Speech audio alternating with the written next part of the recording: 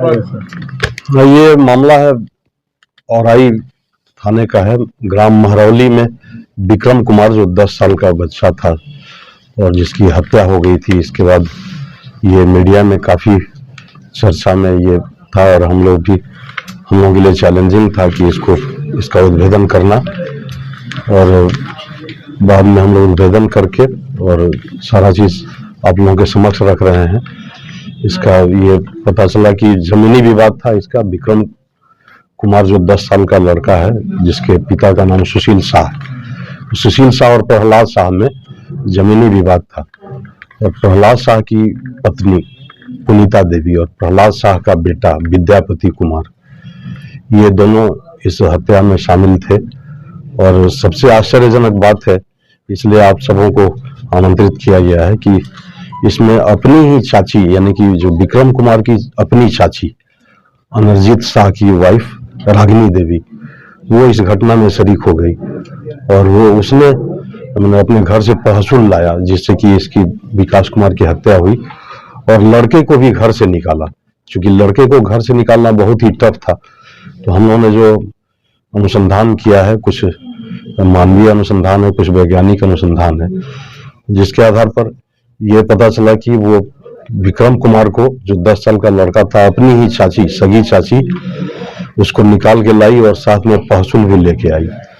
और कालांतर में क्या हुआ कि जो जमीनी विवाद था, इस जमीनी विवाद में जो अनरजीत शाह की जो ये वाइफ है रागिनी, वो दुश्मनों से मिल गई और दुश्मनों से मिल करके अपने ही गोतनी के 10 साल के छोटे बच्चे को भी घर से निकाली और तहसुल लेके गई।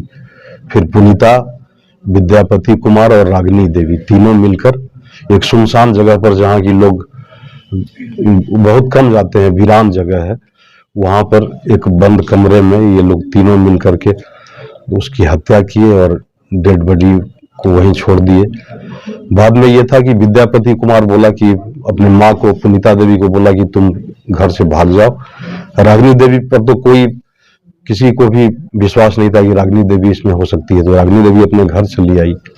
और फिर बाद में विद्यापति ने कहा था कि मैं लाश को ठिकाने लगा दूंगा। तो इस तरह से तीनों ही इस हत्या में एक ढंग से अपने की सेम इंटेंशन से शामिल हैं। और हम लोगों ने वो जिस तहसुल से गला रेत कर इसकी हत्या हुई, उसको भी हम लोगों ने ले लिया है अपने पास। हम लोग अपने हैविंग में लिया है। और साड़ी पर जो खून का धब्बा था, भले साड़ी को ये लोग खून का धब्बा हटाने का अथक प्रयास किया है, फिर भी उस पर धब्बा है, तो वो हम लोगों के पोजीशन में है। और आगे हम लोग इन तीनों को कड़ी से कड़ी सजा दिलवाने का प्रयत्न करेंगे। मेन सर, इसमें प्लानिंग कौन किया था?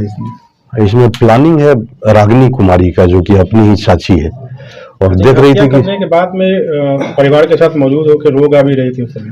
हाँ, बिल्कुल बिल्कुल। और मैंने कि थानाध्यक्ष बता रहे थे, इसमें थानाध्यक्ष की भूमिका रोशन कुमार मिश्र, थानाध्यक्ष राजा कुमार हैं।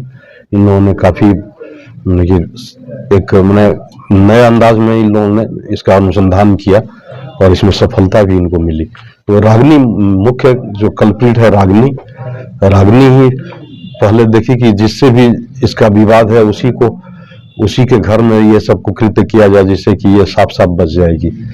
लेकिन अपराध छुपता नहीं है और सबके सामने आ गया। बच्चे को कहाँ से ये लोग लेकर गए थे? अब बच्चे को रागिनी जो अपनी चाची है, तो वो पतंग खरीदने के बहाने उसको ले गई थी।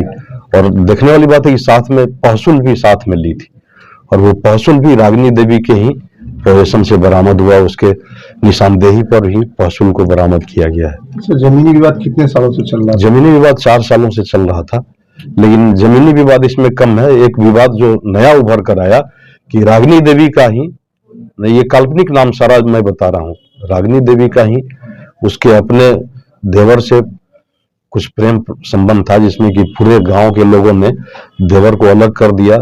देवर दिल्ली चला गया और ये घर पे रहती थी।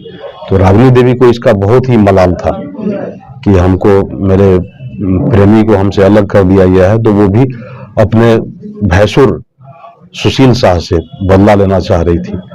तो सुशील शाह के बेटे विक्रम कुमार की उसने हत्या करके अपना बदला लिया। बदले की भावना से ये हुआ है। ठीक ठीक, थैंक यू सर।